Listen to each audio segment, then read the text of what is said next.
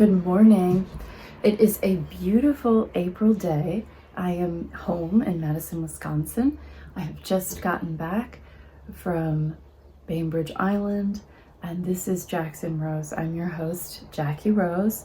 I live in Madison, Wisconsin with my whole family except my sons. They don't live with me, but I'm very excited today because Sally, my mother, will be on the podcast later today, and literally as soon as I got home she put this book in my hands, and I'm very excited to share her making with you and what she's been reading. Also, I want to thank all of you who watch the videos with Kristen of Cozy Made Things. She has sent me on a whole journey. I've been thinking about my 3 words, and I've really been thinking about what it means to edit and to let go of pieces. I have been away, so I haven't been able to do that, but I'm very excited about that idea coming up and going forward. In that vein, when I was trying to upload the Cozy Made Things interview that I did before I left, my computer was giving me some difficulties, and it said I didn't have room. And Lily said, well, it's your emails, Jackie. And I guess I had 74,000 unread emails. So while I was away, I took care of that, and I have 0 unread emails now. So I started cleaning out emails. Next will be clothes, sweaters, books, all the things. It is quite invigorating. But I wanted to check in with you before I go to Scotland. I apologize, of course, I have not done a poetry advent as I thought I might. Life has just gotten too busy in this month. So I also want to thank Mario and his team. Mario's just really changed the way I look at fit and look at the whole person, and just also his just incredible craftsmanship and knowledge that he's acquired over time.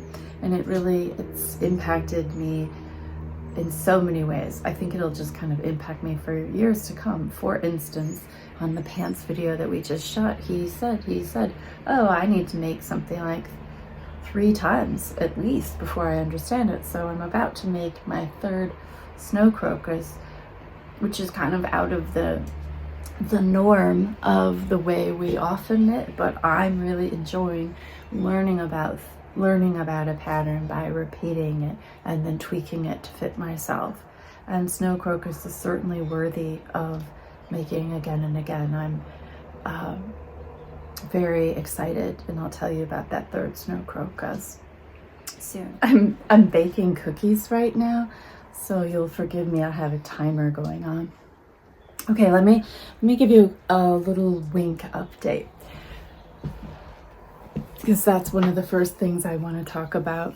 So this was my Twigs sweater, and you can see how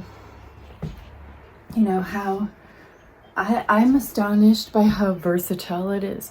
Like, I could literally take it, you could wear it, you can wear it like a shawl, just like this. Like, why not wear your sweaters like shawls if they're this beautiful?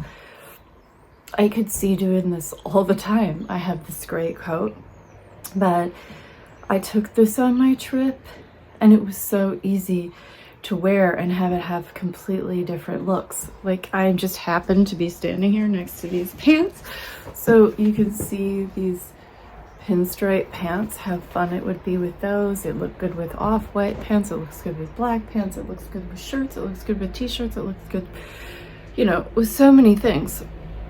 So that I took the leftover colors out of this and made a wink. And one of again, how I fold these winks is I made a little tutorial. I can pop it in here before I left, also on how I wear the medium size that's also made out of Birdie. But you can fold them in a variety of ways, and then you just get this pop of color. I'm not sure I'd wear it with this, but it certainly looked good when I wore it with the snow crocus, and it's just another way, or you know, again, you can tuck it. You don't have to have things coming out at you. See that? How pretty it is. Of course, I like to fuss and get it just the way I want it. So I will fuss one more time for you.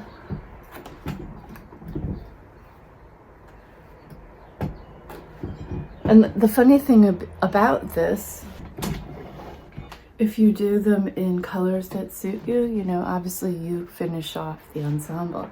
And so it works with this. It also actually works with the twig sweater too, and it isn't too fussy. So this wink has a variation. We call it the Mondrian variation that Charlene came up with, where you use a 5th color to create spines. I think in this section I just decide to go, you know, there and back in an alternative color, there and back, and then I actually do the spine with the alternative color, and I didn't put it around the edges, it's just in the center. She did this with a strong black. That was amazing. So that's the wing. Somebody asked for a tutorial on how to put on a SoHo square. So I fold it down the center spine, and then I set the fullness of it on one shoulder, and then I generally wrap it around and make a little tie here, and then I stick this other tie under here and then just put that there, and then I just let it be here like this, and you can see all the way around. It's just, that's how I wear them.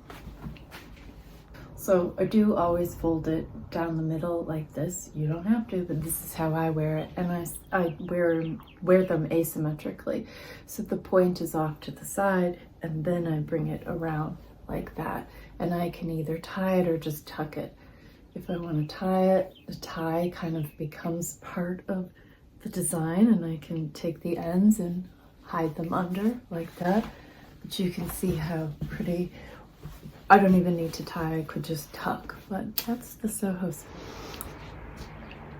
So if I say to myself, what is the most important thing I want to convey in this entire video? Like, why did I get up this morning and think I need to make this video? And it isn't to show you my projects. I love my projects, but it's actually to talk to you about uncertainty. And to make sort of peace with that. And there's something I want to have it. So John Keats, one of my absolute favorite poets, wrote a letter, and he talked about this term called negative capability. And it says in the letter, he's describing Shakespeare's work, and he describes it as being in uncertainties, mysteries, doubts, without any irritable reaching after fact and reason. I'm going to read that again. Negative capability is being in uncertainties, mysteries, doubts, without any irritable reaching after fact and reason. And of course, in that sense, negative is not a put down or a pejorative. It is literally just saying, make room for not knowing. And what I noticed when I was teaching the snow crocus class and in my own making is we constantly encounter that uncertainty, and how we interact with it will have a huge impact on our making. If we can befriend it and just abide by it and wait with it a little bit, rather than start up some interior monologue about criticizing ourselves or criticizing the garment or whatever, because this is a really genuine component of a creative life, and it is a rich opportunity for us if we welcome it into our making. So in terms of negative capability and the class, it was absolutely that I taught, the Snow Crocus class that I taught on Bainbridge Island. It was absolutely beautiful to meet these women wherever they were at in their making, and to encounter that is perfect. Straight up, that's the bottom line. What yarn you have, what, you know, size you want to make, what gauge you have, what color you like, it's all absolutely welcome. There's not a right way or a wrong way. And I can say, like, in the tiniest sense, my own journey was the third, and I guess I could wheel Snow Crocus onto the camera. As I'm making my third one, when I went out to the island, what I thought to myself is I wanted to make a dark one. I already have a light one. It's so funny. I'm very sensitive to, like, the layout on the camera, and this is just feeling a little bit like a little intimidating, the way she's hanging over me like that. I'm going to make her more my scale. There we go. Thank you while I fuss. Or I guess I could go like this, and then she's in the background more. How about that? You're like, Jackie, we don't care. Keep talking. I understand. So I have made the gloaming one, and then the shoe and cookie Elmer. And I decided I wanted to make a dark one. And I had my colors done, you know, and I'm a summer. And part of that is to think about alternatives to black, which I have been doing, thinking about alternatives to black. However, I wanted my next one to be black. And I totally understand that black cabled sweaters, the cables don't show up as much, etc., and they're harder to see and do. But because this is my third time doing the sweater, I think black could be fine. And so I decided, I thought about it, but then I got seduced by a color and it seemed so glorious. And so I abandoned the black. And then as it goes, a woman was in knitting with another sweater, and I fell in love with that. And I thought, oh, that colored yarn I can use in that sweater, and I can return to my black. That was what I initially had wanted.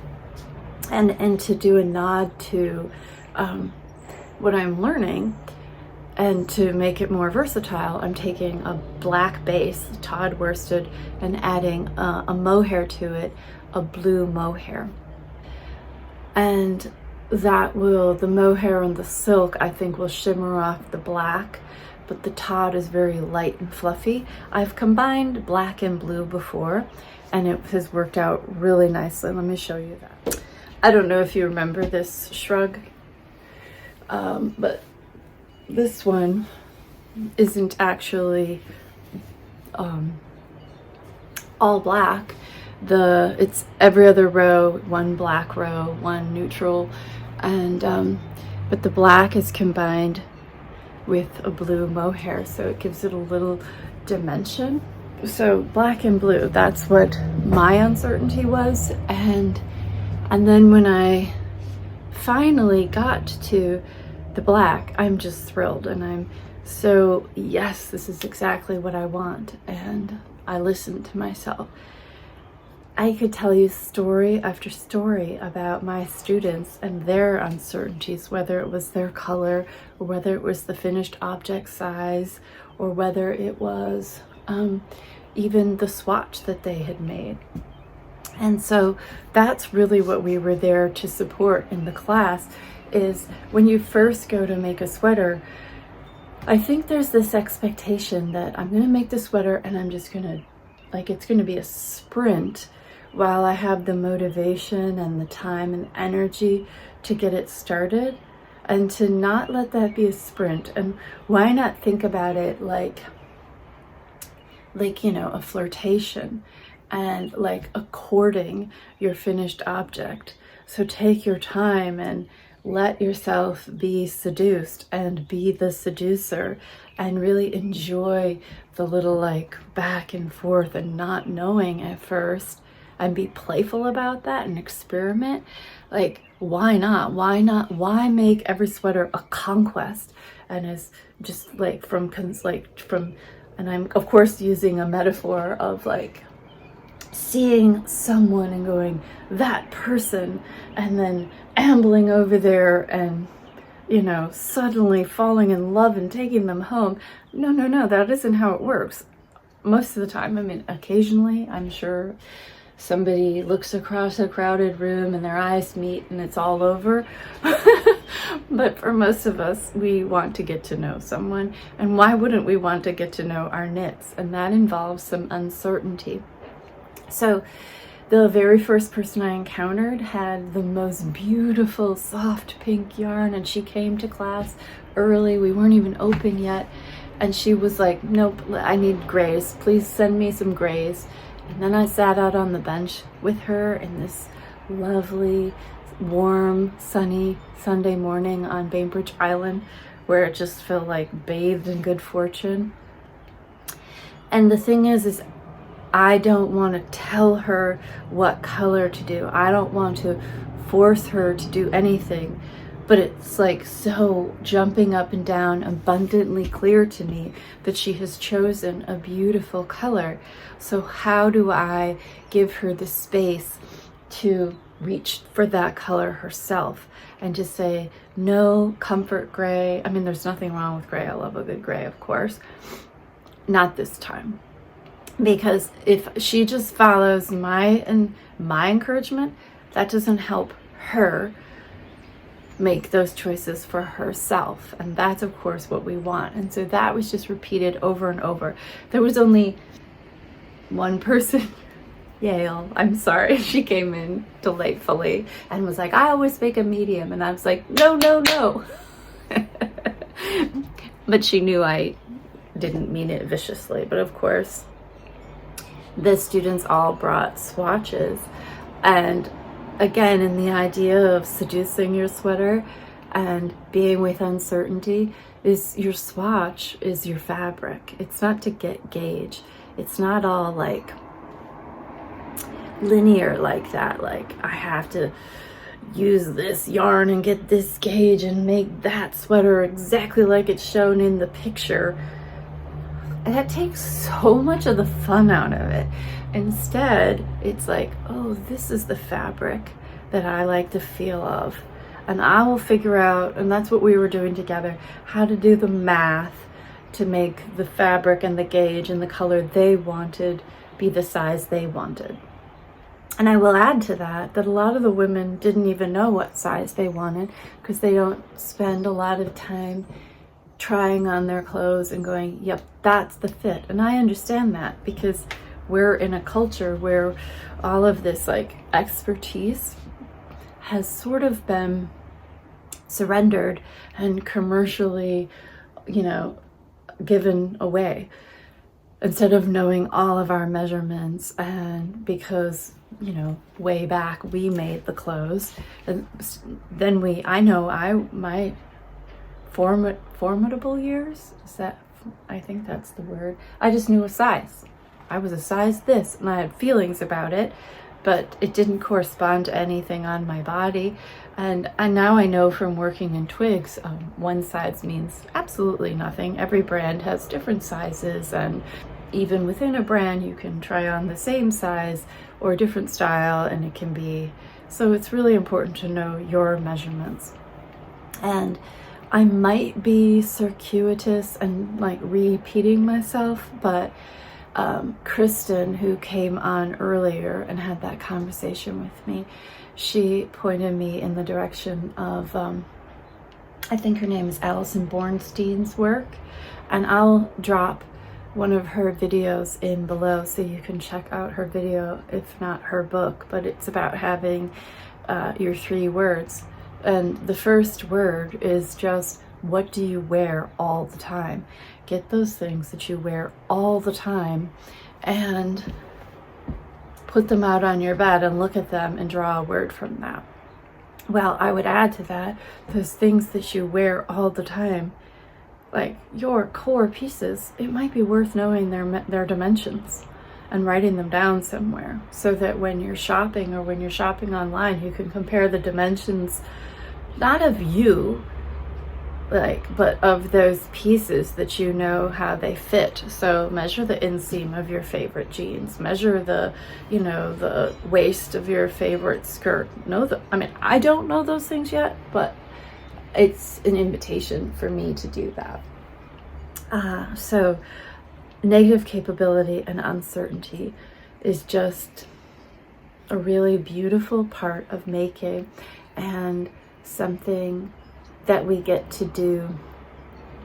I guess we get to hold that space when we're in class together, of having joy in the process and joy in like good questions, and enjoy the problems that we encounter, because we're encountering them together. Then we can both solve that individual problem, but then know, like, when it comes up when we're alone, how to solve that problem together. So I loved meeting those women and teaching the class. We had the best time, and we're on to our third snow crocus. One of the things that was fun, when you pack, you almost make a capsule wardrobe, and it was fun for me to see how versatile the Twigs sweater was. I mean, you could see how I could just throw it over my shoulders right here, and it could be an accessory even for this outfit that I'm wearing right now. And it just proved its weight in gold, because it wasn't a really, let this soak in. I have knit sweaters that I would consider masterpieces. They were so fun to make and so beautiful. But could I take that sweater on a trip and wear it again and again? Is it that kind of a garment? And oftentimes our, a garment that's like that is a solid color or something like that. And this just withstood that test. So to me, that's a new bar of, for me, personal satisfaction, and I guess knitting, I'm going to call it excellence, that I've made something that's beautiful and versatile like that. And I didn't tire of it or anything, because I was able to wear it so many different ways with so many different kinds of clothes, instead of it just being, here's this sweater and then there are my jeans. Okay, so this video is going to be like a patchwork. Piece together, because we're waiting for Heron to get out of the shower. So anyways, Mom, this is my mom, Sally. Hello. She is an artist, and she'll have more to say at a future time on this video, but right now we have a moment to do a book talk. So tell us about your brain on art, and I'll let the dog in. Okay. Your Brain on Art by Susan Magzaman and Ivy Ross. Accidentally found its way into my hands from Arcadia Books in Spring Green. And this is my plug to say buy local in your small bookstores. Keep them alive. What's the name of the bookstore in Spring Green? Arcadia Books. Okay. And it's just delightful. Anyway, this book, we've been chuckling about it because the cover, and you can't even tell because it's got She loves the color. And Jackie thinks it's a bit too much for her. I don't like it. Yeah. But anyway, we're always having that disagreement. It's not even a disagreement, it's just a different preference. Oh my God. Okay, stop. Poppy off. Okay. Oh my goodness, okay. There's Poppy. There's Poppy's on the video too, shaking the camera. Stop. Oh my gosh. She's so excited. Okay. She's got Jackie's lying around. Okay, stop. Just sit or do something. Okay. This is our life. I love Poppy. Okay.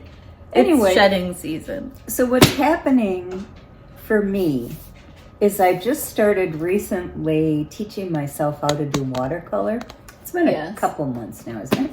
Yes. And the book came along in a spontaneous way, I guess is what I'm trying to get at.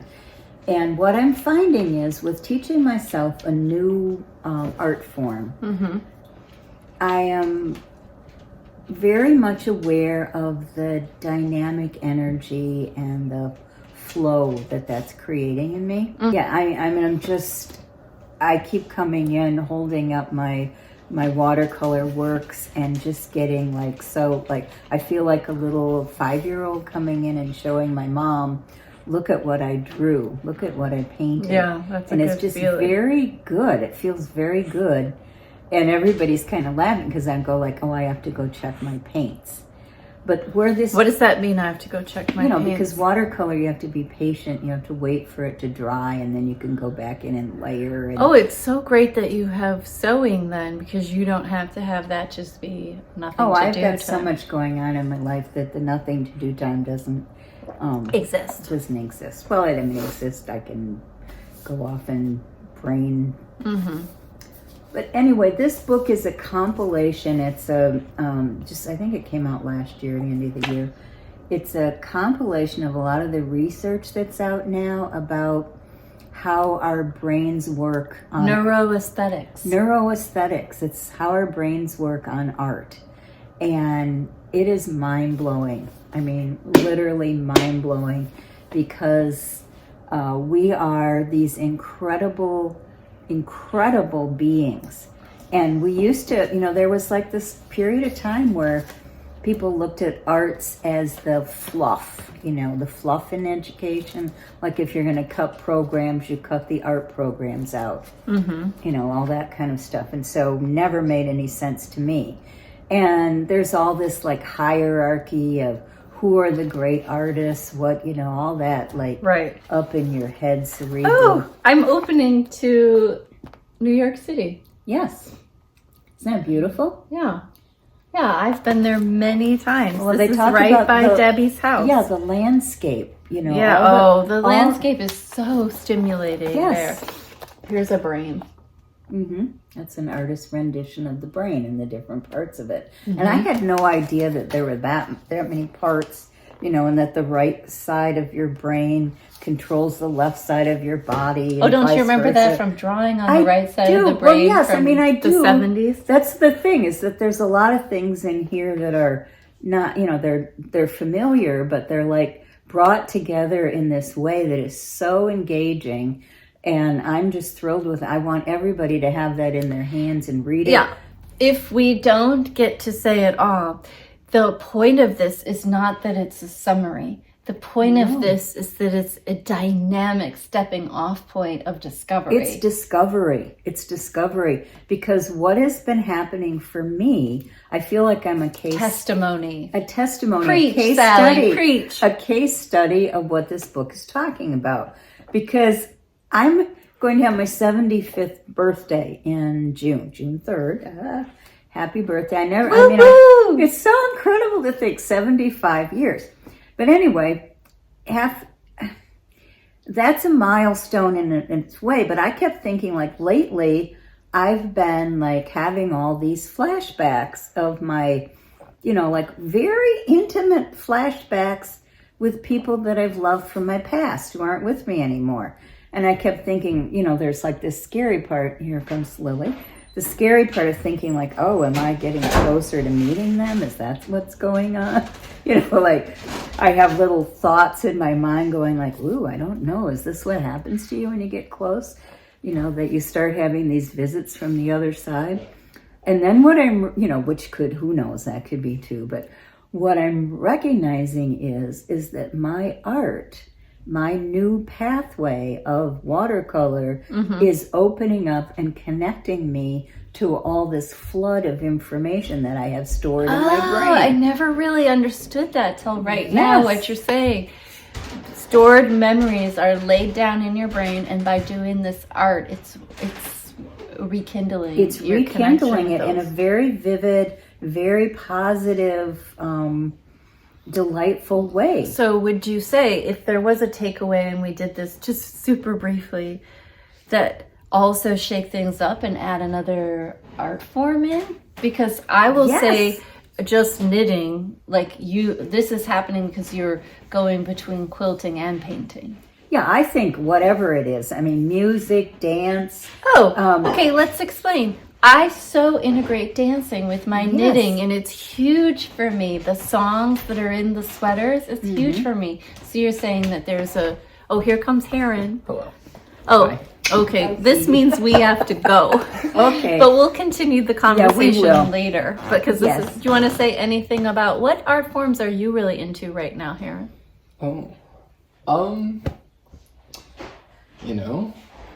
Well, I was dancing last night. Oh, where? Downtown. We had a good time. Although, Madison's not a great place to go dance. But my friends and I... You make you made it. Oh, that's so that's good. What you do. Okay, well, so dancing, huge for us. And we'll I have back to to take music. Heron somewhere. Okay, right. bye.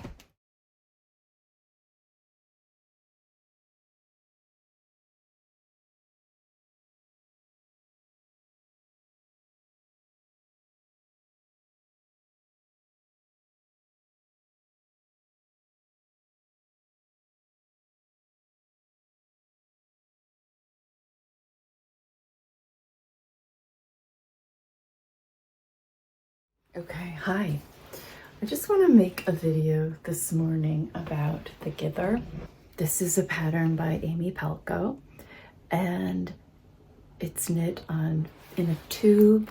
It's 2-color knitting, knit in a tube in the round, and then there'd be 3 sections and you'd graft them together, and it's cowl. But I really like the whole flinging a scarf around feeling, so I made mine a scarf. And I just wanted to talk about the modifications that I did. There is not a scarf pattern released yet. Amy's going to do that in the fall. But I think this is a perfect opportunity for us on Patreon to use Thegither as an opportunity to learn color work and self-expression and modifications. So that's going to be the next class that I offer, is color work, and we'll use Thegither as our starting point, as our focal point, as our conversation piece. So in terms of choosing the colors, you need 3 colors. It's such an incredible pattern. It's a tartan, and each color has its moment to be the main story. So once you choose one, you kind of follow that throughout. Choosing your colors, though, is a sheer delight, and that's what I want our first class to be about, is choosing our colors. But then, of course, there's also that piece of modifying. So, I took the cowl and turned it into a scarf. What do you want yours to be? What shape do you want yours to have? And finally, the next modification that really appeals to me is, do I have to do it on Elmer? Do I have to do it this size? Do I have to do it fingering weight? Could I blow it up? All of those kinds of things. Could I do it on a different fiber? Could I do it in an unexpected way? So that's what we're going to study together. For me, the colors, Tilda Swinton was my inspiration. She has a picture that's on the cover of my phone, and she's just such a fierce and wonderful inspiration. But also, just the whole time I knit this, I love the ethos of collaboration, and I knew that the people I love at the Lambing Kid dyed and developed these colors. Amy Palko wrote the pattern, and then I was playing with it and helping modify it for the scarf shape. So just like the pattern itself, where you're working with other people and everybody gets to express themselves, well, that's what this says in pattern, in color, in substance, and that's what it means in my heart too. So that's so exciting. And then in terms of me, for how I figured out the scarf, I really, really love a little asymmetry, and I really love prime numbers. So I designed mine where these were sections of 7, and I designed my numbers, which I'll talk about more in the class, to be prime numbers and to have asymmetry in them. So that's what we're gonna do on Patreon for the next little while. Start thinking about your colors, and I'll start arranging a schedule, but we'll begin when I get back from Scotland. I'll make videos prior to then, but we'll have our first Zoom when I'm back from Scotland. So it'll be the month of April. We won't have a Zoom about this class, but we'll start in May. And the other thing I just wanted to say that was just such a thrill to me about this particular colorway and this design and wearing it. So it's just got so much drama. And my friend said it looked like the Mies van der Rohe skyscrapers in Chicago. And of course I was like, oh, it absolutely does. And the whole time I knitted it, and Tilda Swinton's picture, I'll pop these into the video. I wanted strength, I wanted fierceness, I wanted friendship, I wanted companionship out of this knit, and I got all those things. And so it's just really a complete success. I'm so thrilled about it, and I'm so excited to take it to Scotland, share it with Amy. And then the next phase of knitting, of course, is what can I knit to go with these things? You know, how can I pick these colors up and express them? Because yes, for me, I did use my summer palette, whatever, but I tried to do something really bright and strong and fierce in summer. And you notice, well, I don't know about you notice, but I think this goes really well with black. And so it's a way for me to wear black, just surround myself in fierce, good colors, and then still wear the black that I love as well. I refuse, and none of us should, you know, we should let these things just be helpful guidelines and not anything that would limit us. So I'm excited about doing color work with you. One of the, I don't know, I just want to preview from the Zoom when we celebrated our snow crocus is one of the next projects people wanted to do after they experienced just something a little smaller and easier and you don't have to deal with fit. You know, this is just me in a tube, would be to do a vest, like an academic vest. So that's where it's leading. But I think the idea for me is to modify with you or do color work with you. I'm not done with this pattern. I just think it's so much fun. So, hi. Hello. It's Sally and Jackie again. And it's the afternoon. It's the afternoon now, and now we're in Sally's shop. Yes, my little piece of heaven. Yes, and we have the door open and the birds. Yeah. And the wind is just howling today. Yes. And we're here to talk. We stole about 5 minutes before I had to leave with Heron. Yes. But we were just, getting started talking to you a little bit about what's going on with you. And you were sharing your brain on art. And to recap, even though it hasn't been hours for you, I would just like to recap that you had just said something quite wonderful, that working in a new medium was dislodging memories for you. It was. And in reading this book, and I'm just reading it so fast and I'm not retaining, but I'm going to go back through and read it again, and I'd like to do a book study with this. Oh, mm-hmm. In fact, I was thinking about having a book study in here with wine and cheese and art out that we can, Well, I have to say, I love my Patreon too, because we could do that, but you and I could Zoom it together too. We could have some in-person people and but maybe do a Zoom one as well, because then people all over the world could join us. Yeah, no, that would be great. Because that's really fun, and this is a digression, but I know how to make breakout rooms and make Zooms so that it's not just one focal point that you get to like have everyone participate. Oh, I love it, because I've been hearing Jamie do these with her colleagues. She does the Onward book club. Yeah, It's the just mindfulness Zooms, and you know, To and- do a Zoom with Sally? oh, for sure. it would be so fun. And I haven't told Jackie yet. Oh, but okay. this weekend I am What's going happening? to get myself a Mac laptop. Oh, I'm so glad. Yes, because I don't have a computer, and I'm our so desktop glad. has died. So yeah, so I'm It going to died have. for real? Well, it's just about Oh, dead. yeah. It's like. Oh, I I'm don't know. so glad to hear that. Mhm. Oh, I need to get an iPad. That's what I need to Yeah, get. it's your next I have technology. an ancient MacBook. Oh, like the one Lily has? Are you talking about? That she Yes. just got for school with the little. Oh yeah, Yeah.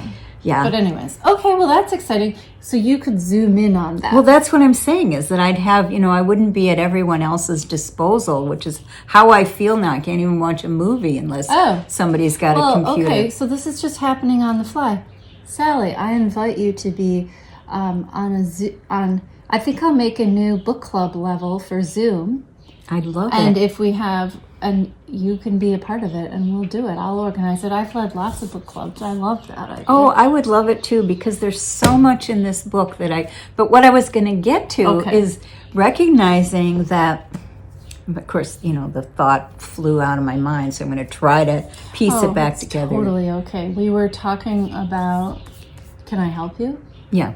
Okay, so we were talking about what a busy day it is, and this book and lodging new memories with the new medium, because you were doing watercolor, and then you said, and we were out in your shop. Does that help trigger anything? It does, because what I was thinking about that really excited me about this book was how they're finding in the research that it's so helpful for people in their healing process to use art. And we've known that for, it's not rocket science to know that, you take somebody aside and have them draw, and it helps to get to that calming place. But we thought that was more of on an emotional level. Yeah. But it actually does go into the brain and charges. I mean, the fact that they can use MRIs now and they can light up the areas of your brain that are reacting to what's going on with you in real time. Well, this is what I found too when I was a teacher. It's all the modifications that would be good for a student who had, say, ADHD were good for everybody. Right. Well, I mean, that's what they say in here. It's like everybody has trauma in their life. You can count on it. It's going to happen to you. And, it just is. I mean, we lose people we love. And, and so what this is a way of saying you can either go through that and come out with some mental health, or you go through that and you just spiral down into depression and, suicide at the end, or whatever, you know what I mean? That there's or substance abuse or what, all the things that we're having trouble with. And it was like the light bulbs going off left and right in here, because what I'm finding in my own life is I'm processing aging, family, the illness that I had, where my life situation is right now, because I keep going around like I'm, paint my pictures and I bring them in and I go like, I'm reminded of my grandmother, who at the same age was doing the same thing. Oh, it must feel amazing. It must feel so comforting. It's so connecting, because I realize when, I always remember as a young woman teaching her how to quilt. And she probably was in her 70s when she learned that skill. And so for her, quilting was that life force new thing, and she loved it. And it's just like, wow. Yes. And so we circle through. Yes. I had about 10,000 thoughts while you were talking, and two of them I think I can retain. Okay. One of them was I saw a podcast with Esther, Perel, and Brené Brown, and it was talking about the that people have like intimacy deprivation, and that and that they were talking about the power of being in each other's company, and their being in like physical presence with each other, and how important that was. And so some of these things we can do virtually for sure, and then some of these things, yes, are a real joy to do, like art, for example.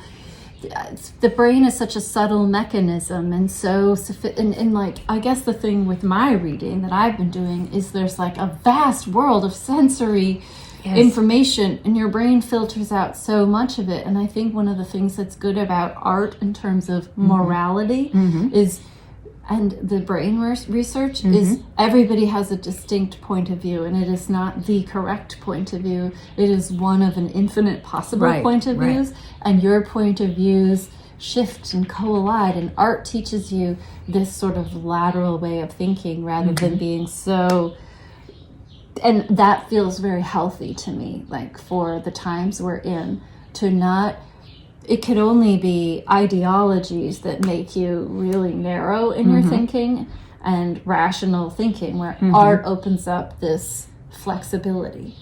Well, and I'm thinking, because this is part of what I was thinking about this morning when I was doing my 64-day bonanza with my 100-day quilt project. And, there's a little formula but 64 was the day that I could put a whole bunch of blocks together and get a big piece and go, wow. We'll talk about that in a minute. Yeah. But what about it? What it did is recognizing that these little rule keepers, rule makers, smallness doesn't really have a space anymore. It's like it's like opening up and going like, wow. Right. Each one of us has this unique, there's nobody like us in the world. Right. Nobody. We are each and every one of us with all this vast networking are a completely unique individual.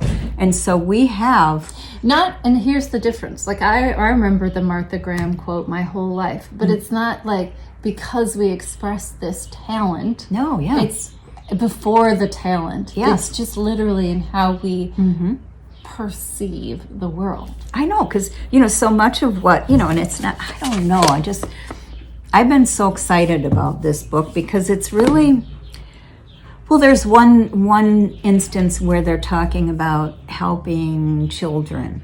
And one of the things that they had, with drawing, and, you sit down and you do like how children will make a picture of a cat. And it's teaching the adults that are responsible for those children to not have value judgments.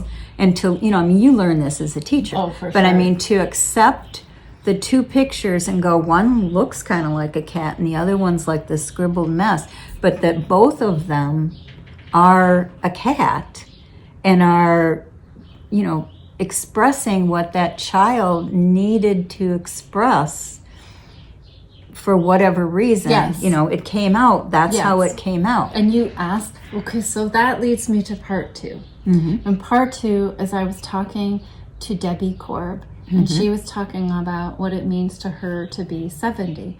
She says, hi, Debbie. Hi, Debbie. She said, I listen a whole lot more. I just listen, and I don't have opinions about what there's. I'm not eager to share my opinion. I'm just taking them in. Yes. And then I may have my opinion, but I will often decide to just keep it to myself and just let the encounter be me receiving this other person. Right. And to me, that seems like the wisdom and the brilliance of being, this is what I notice as, and forgive me for using the term, or don't forgive me, it doesn't matter. As we age, we're not as insistent on, this is me. Like, me, I gotta show you, I gotta prove it, I gotta da-da-da-da-da. Speak to that in art, what I'm recognizing is... Oh, just a second. This is a call from Joe Rose. if I can remember. I know, so she's going to say something, and Joe called and needs a ride. Needs a ride, so we're she's going to take say a break. her thing, and I'm Okay. going to go give Joe a ride. Okay, what? It was something to do with my About listening.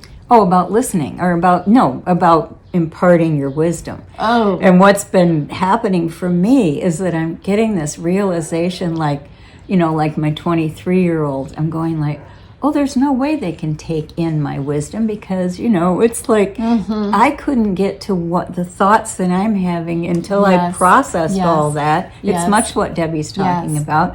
And so I just have to stand back and go, okay, there you go. But it's so phenomenal to recognize being an audience member for somebody else is loving them. It is. So you get to do that for the people in your life. Right. Now, may I ask, if I just go and get Joe, could you talk about this project? Because I know about this project while I'm away. Would you be okay with that? Right, because you can edit it if you need to. Yeah. Yes, Okay. but people like spending time with you. So I'm just going to go. And I won't, we'll see. I'll do this as long as I can. And then she can press stop. But Okay. we'll just keep flowing. We're flowing. I got to get a drink. This is so much like our life, though. So if we don't do it like this, it won't happen because, whatever. Okay, I'll be back. Okay. And it'll be fun because I can run around in the shop and show you all. I'll be just like I can. Yeah, you can take your camera around and I can edit it with mine. Well, I was just thinking I can also show them things and be right back. Anyway, this is funny. Okay, so off Jackie goes. So anyway, the watercolor exploration is exciting. And Sally's going to give me a summary of what she's been talking about. well, I explained to them about the 2 blocks a day, one block being a 4-patch, which is just, 4 pieces of 4 squares sewn together. That's about the most basic quilt. I guess I can see why you want another person because, whoa, is that beautiful. Isn't it? And, and it's just like, And anyway, this is what I always loved about your quilts is anywhere you folded, it was always beautiful and there was always something to look at. Like, this is so stimulating. I can't get, Well, this isn't the 4-patch though. so that's the do anything you want. This is the recent one that I did, the 64, which I was showing them. Do you see how the eclipse fabric I put in there? There. Because what happens is when you're doing something slowly over time, Yeah. the stories are in here. Yes. And I love that. Like Yes. there's a little piece of fabric that Heron said, Grandma, I want to make a quilt. And so he cut a bunch of squares, but he never got back to it. So I cut one of this, that's what this is. Right. And I think that was a fabric that Macy gave me. It's all those designer scraps that her friend had, Yes. Anyway, that's what that. Oh, that's so fun. Yeah, so she's in there. It's kind of remarkable, the people that are, and then you're a friend from Australia sent us the Liberty here of comes London. this one. Susan, right Susan, here. okay. And then will you speak to the fact about narrative and storytelling in creativity and the brain? Have you gotten to that? No, I haven't gotten to that. I get a little bit, I'm not good by myself. I'm going like, I need Jackie asking the questions. Yeah, what happens in the brain is when, for instance, I touch something, or, we touch something, like this is this little girl here. This is a fabric that I just recently got from Sarah from Circa Fabrics. And we've developed quite a relationship over the years because she has, she's out. Where is Circle Fabrics? It's in Seattle, I believe. Oh, it's out in is it a brick and mortar? I don't think so. Oh, I think okay. she does. She goes off, flea marking and auction and just an incredible, knowledgeable woman about fabrics. And anyway, so it's an online shop, Circa Fabrics, Circa.fabric, I think is what it is. But anyway, so when she puts, I try to resist because, what I'm trying to do is get where how would I say it, not have quite so many fabrics. But this project makes it so when I do decide to give away a lot of my, I was talking to them about wanting to mentor people and to teach people quilting. And I see that as, like curating packages of fabric. Like just imagine like you get how that beautiful packet that you brought me from the woman in Seattle. Yes. How lovely that is. Well, I'd like to be able to have my fabrics in, probably a little larger group, but just something that I put together and go, here you go. And that's. And what story were you going to tell about it? I mostly was just going to tell about that, she's in there. I think they're very, very personal to me. But by doing these quilts, I'm able to. It's like having a journal with all the, the things that I love. And well, I am struck by, as I listen to you and this podcast itself, like even the way we're sitting is very much not like I like to do things. It's very erratic and all of that. And it isn't particularly scripted, like here's my talking points. And it isn't like very efficient with your time, but because the audience are knitting, that helps. It really helps, but it's a different type of conversation, though. It's the kind of conversation that you overhear when you were a little kid and time was more abundant and you were sitting at the feet of your grandparents and you were listening to them talk. I feel like some of these knitting podcasts give us the opportunity to talk in that slow way. Certainly the projects give us a way to think in that slow way. But that it is... well, I can't help but say, you see this little triangle here. This is the one from today. This little piece of silk, probably from a kimono or something, it's been in my stash for quite, it probably came from Circa Fabrics or before that. But anyway, it's beautiful. It's been on, it's been on my floor, it's been on my table. It's just like it was a little snippet. And I finally looked at it, and it didn't have anything to do with the colors I was doing today. And I just decided to fix it so that it could be in a block because it's part of my current story. There's that little snippet. Just like when Jamie was, off in Puerto Rico, she brought back a beautiful neutral bouquet of shells. And so I put those in here, with some family linens and you're interrupting what I'm saying with more examples of stories within your quilts, but I'm trying to make a general statement about storytelling and that storytelling is different than the way a lot of things come to us, and a lot of it comes to us in sound bites. A lot of it comes to like trying to be efficient, and there's something inefficient, deeply inefficient about, but yet utterly efficient about creativity, about the spaciousness, and about the brain's resting and relaxing. Of course, yes, it needs to file things away, and it files things away by the use of our senses. This is what I meant to say. You finally came back. Okay, good. Is the thing that struck me in here was it was talking about how much of what goes on with us is in our subconscious or our cellular level. The very small percentage of it is in control of our conscious mind. Right, and I'm going to let you elaborate, but I'm just saying if we did conventional media just goes to that one kind of tiny part of our brain. Right. And it's like very direct, very efficient, very here are the facts. Yeah. And so this podcast today is not meeting you that way. No, it isn't. And it's just kind of like like sometimes when you're listening, because this is so true. This is like my mother, my grandmother, their friends would come over. And there'd be some things that you just go, oh, when is Aunt so-and-so going to stop talking? She's, oh my God, let's get back to the juicy stuff, you know? Right. And so, but you get a patience for that because you know that if you just shut up, and listen quietly, that it's eventually going to get around.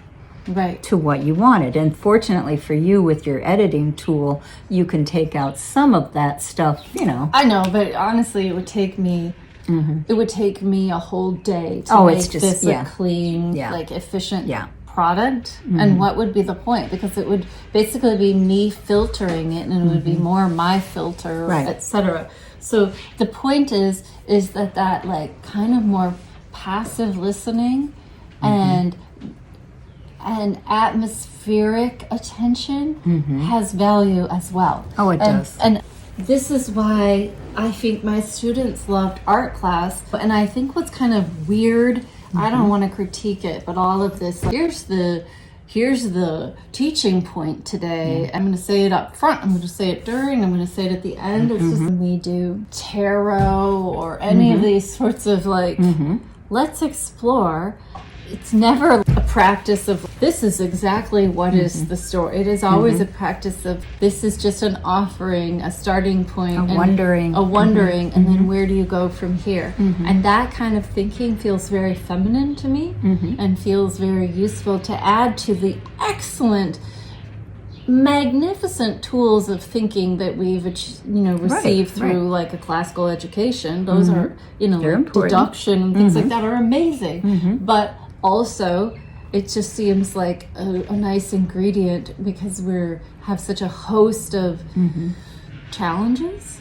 So to be able to respond to the little bits of time we have when we find ourselves with free time, just to soften into our senses and things like that. Well, and that's, I think we talked about it, circling back, is to not do that to yourself, that idea that I'm not creative, I can't do this, other people are talented, not me, you know, and it's so not true. Exactly. We all have the capability, and the wind is just blowing the door back and forth, but blowing it's the door bothering back. us probably more than you. Yeah, and that's the other thing is that I just kind of go like, wow, Yeah.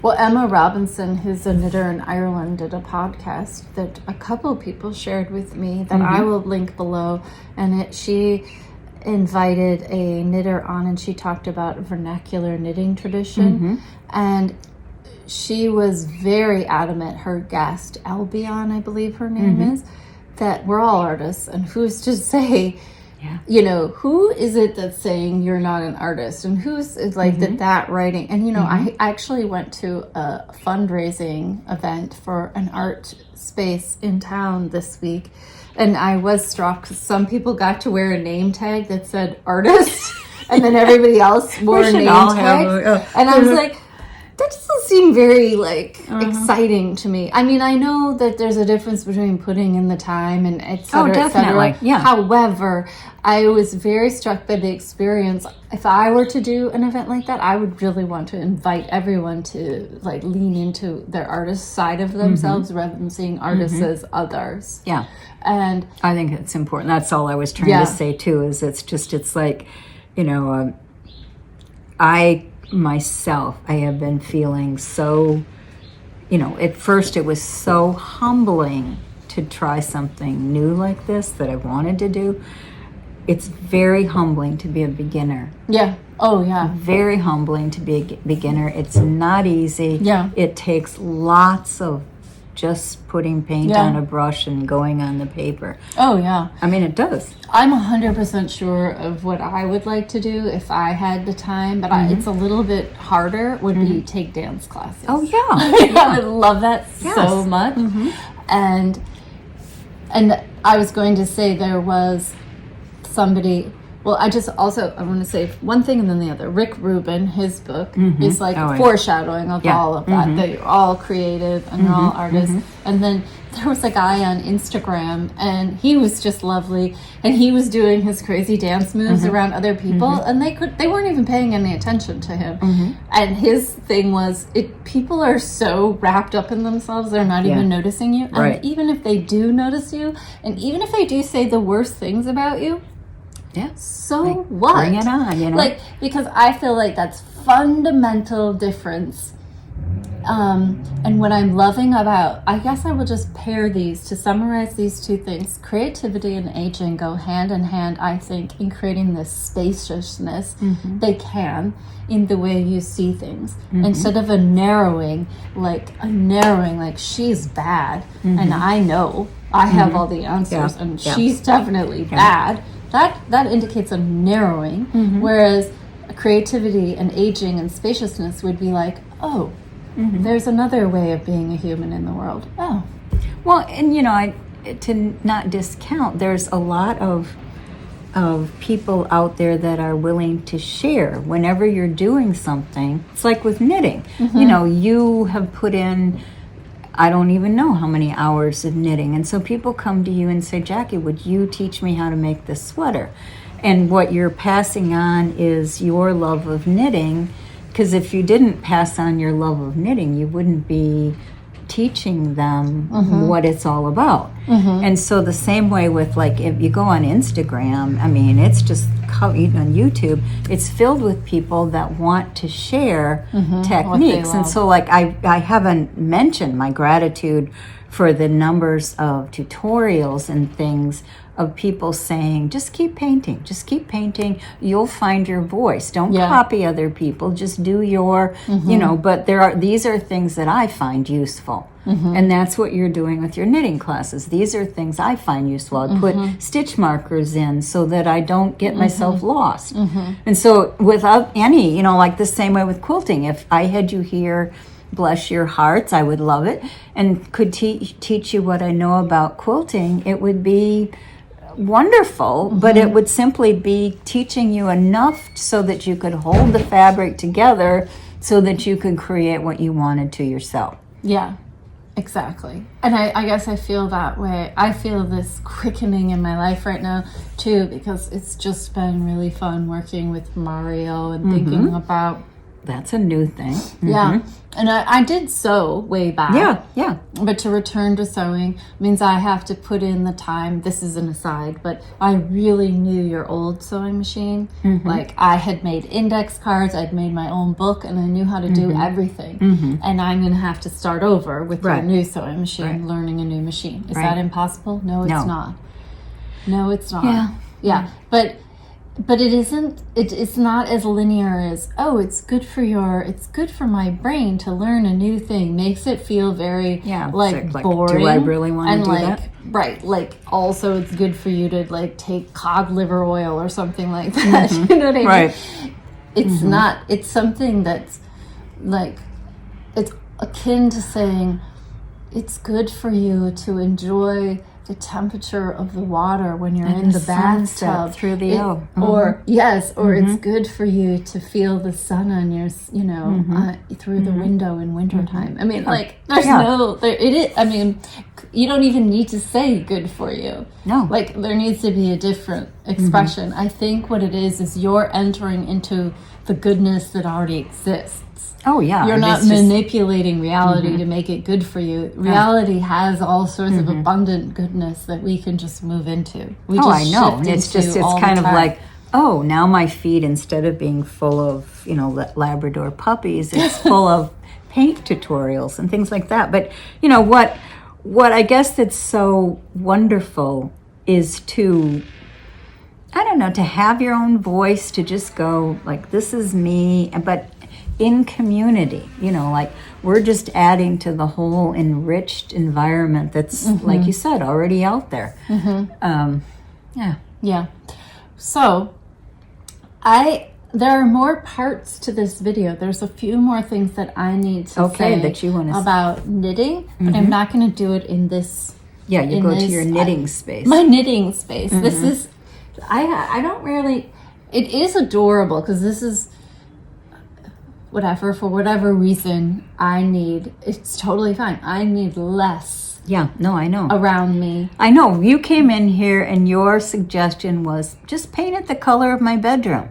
Yes. And it was like, oh, I love your bedroom, but no, that would not do it for me. Yeah, and I definitely don't feel like I'm right. I just know what I need. Oh no, and it's just funny because I was recently Jane Antonovich, who we just love. She's a person that does feng shui design, and and also, by the way back in an earlier life, taught the boys in kindergarten. But her thing about, I think she'll find it when she comes here, is that what these colors are this is earth colors and their excitement. That's what they are. They're exciting, they're enriching. They, because they kind of, where those other colors are a little more grounding that you are talking about, and they're vibrant, but this is like, there's so many systems of color. Oh, too. of course it's there really are. Wonderful. Yeah. No, and I'm not saying you have to agree about that. No. I was just thinking about how I spent yesterday while I was knitting, watching Tibby release its spring collection, and they had an all-day marathon. And Tibby is this really beautiful, thoughtfully created system of clothing, and you know what? And they have designed a color wheel for themselves, and in the center is black, and then the next tier, which I think is fascinating, the next tier is like what you would standardly think of neutrals, like beiges, navies, browns, sort of things. Then on the outermost tier are these bright, wonderful colors and then there's a murky third tier. And they have this whole system about how they select colors from these different parts of their color wheel. And I just watched that and I was like, wow, I just love it. It's just yet almost, honestly, when you think about the Greeks and the philosophers and them debating their different philosophies of the world, I mean, you could have different people debating their philosophies of color too. Well, I know, because it's so funny when I think it's what I enjoy about, when I'm doing these multicolored things, is because each one of them is a real conscious choice on colors. And it's all based on like an intuition or a feeling or a, response to something. It's both emotion and physical, like there's physical light, and then it's pattern, but like this particular one with these black dots in it, I love that. I mean, some of them are just so like I could, I want to just go into that room and be part of it, but I don't know, I love color. And the book Kristen had me read, which I haven't finished reading, and then and simultaneously in my life, it tuned me into this Japanese designer. And we all know I'm terrible with names, but it's like Yoshi Yamamoto. And the way he talks about black with such rhapsodic love. I love black. Exactly. It's kind of like I'm with Payne's gray. Lily knows this. It's a particular color, and it's a gray blue. Oh, yeah. So, and for me, I just to even have people asking like your spiritual vocabulary around color, because for me, and I've read it here on the podcast before, I'm pretty sure, I don't have any idea what episode it is, but the crane girl in Joyce's Portrait of the Artist of the Young Man, that blue, I don't even know if he even mentioned the color, but when I read the passage, this color sunk into me of this petrol blue gray moody, and that is like an essence of femininity for me. For me, it doesn't, and I'm sure for somebody else it doesn't mean anything, but for me it means a lot. And you're drawn right now to this beautiful I know, color. I'm really drawn. I love this. So that's a good color for you. Who knows, but I think it's really exciting. Gosh, I think we should do an episode just on color. Because right now I want to, like, honestly, we could choose a color every time we talk and talk about a color and like instances and things like that. It would be just so much fun and feelings, and then read in the comments, because the funny thing is your relationship to it, whether it's an ooh or a love or whatever, it changes over time, and the associations, it's just so fun, like a journaling prompt. Well, and I don't know why this thought came to my mind, because I know that we all struggle with what we were taught as a kid, the things that hang in there, the negative stuff. Yeah. And I'm sure I did some Zippos to you, or Zappo, whatever you call it. But I remember being told by my mother that I could not wear blue. Oh, there you are in blue. I could not wear blue. That blue was not my color because I had brown eyes. That was her logic. And I love blue, and I just always felt like, but I want to wear blue. And I don't remember what she's chose. I think greens and browns and reds and things like that. But blue was, but her word was gospel. Yeah. It was just absolute gospel. And so I've remembered many a time seeing you in really remarkable blues, but maybe even because they're taboo, they've felt even more remarkable. Yes, well, I love blue. Yes. I want to end on showing something, so we'll be right back. Okay. So I'm looking forward to one of those cookies that you made. They are perfect. They're perfection. So I ran upstairs, and I will pop a bin here to get these 2 pictures of me as a little girl in these clothes I would wear over and over and over and over again, that I felt so myself in. I was so happy. They're so cute. And you let me.